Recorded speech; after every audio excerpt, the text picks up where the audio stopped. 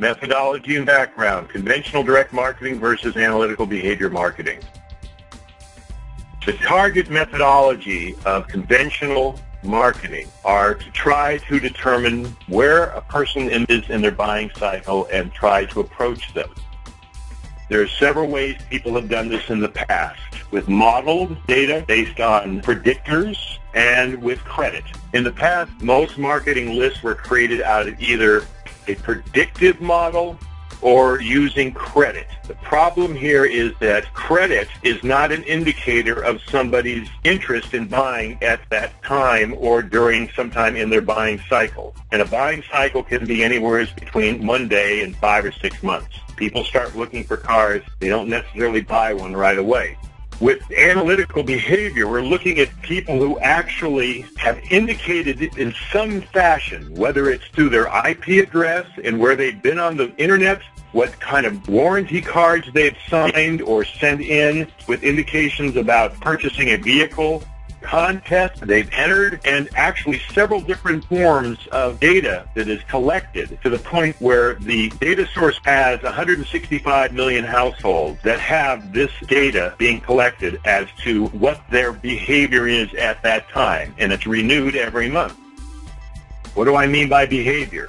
These people have indicated they are actually looking at a car or a specific car, but they are looking. So in other words, they have their hands up. They're a hand raiser.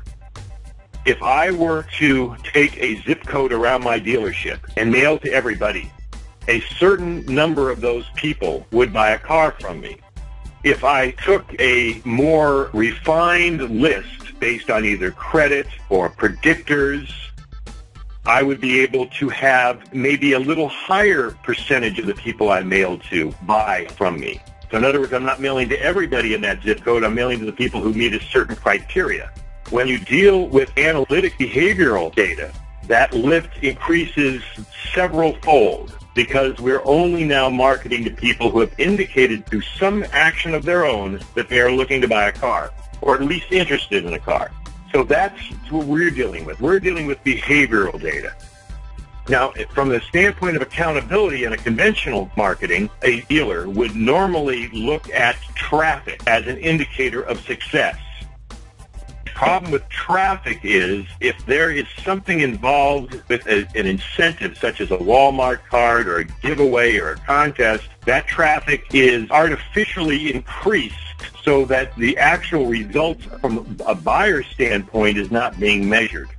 And in some cases, if there's too much traffic, you're actually sending buyers away because they don't want to deal with crowds. The ARM product deals with not traffic, but sales.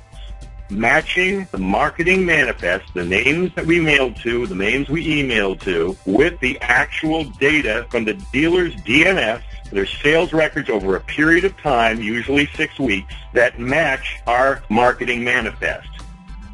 Did we sell those cars? No. The dealer sold the car. Did we create the sale? Not necessarily. In some cases, yes. In some cases, no. But that's true of all forms of advertising. The important thing is efficiency. We're only marketing to people who look like they want to buy. It's all about efficiency. From a conventional standpoint, my research with auto count and DMV data over a 2-year period in several markets show that dealers who try to do weekend events normally just take their normal sales and push them into a short period of time. And how do I know that? Because I look at their market share over a period of time around those events and find that for every gain of market share in that month, they lose it the next. From a sustained growth standpoint, using a more efficient behavioral data marketing, I have found several instances, almost every single one, where the dealer's market share is sustained and grown, not a roller coaster. There is no big spike and then a big fall off. It sustains itself because they're more efficiently using their money to market. They're not robbing from the next month to sell them this month. There's several problems in that. I've interviewed several dealers, and they all say the same thing. Swings in market share hurt them. When they're having a big month, they're usually giving cars away or they've spent a lot of money on a promotion. When they're on a bad month, near the end of the month, they start giving cars away, sacrificing gross. So it has a lot of negative repercussions when you have a lot of swings in market share. We have a product that addresses that by smoothing it out and only marketing on a consistent basis to people who are looking to buy a car. Mass mailings and emails to the wrong people at the wrong time may help with branding efforts, but your message is hitting too many wrong households for it to be an efficient direct marketing approach. That's the problem with most mass marketing. It's inappropriate. Direct mail is not necessarily a mass market. Television advertising used to be, but there are so many stations now that you can't really do it. Because of the landscape, the only efficient way of doing it is only to market to people who are actually indicating they're ready to buy. That's why we can guarantee, in most cases, our results. Sales match to our marketing manifest over a period of time.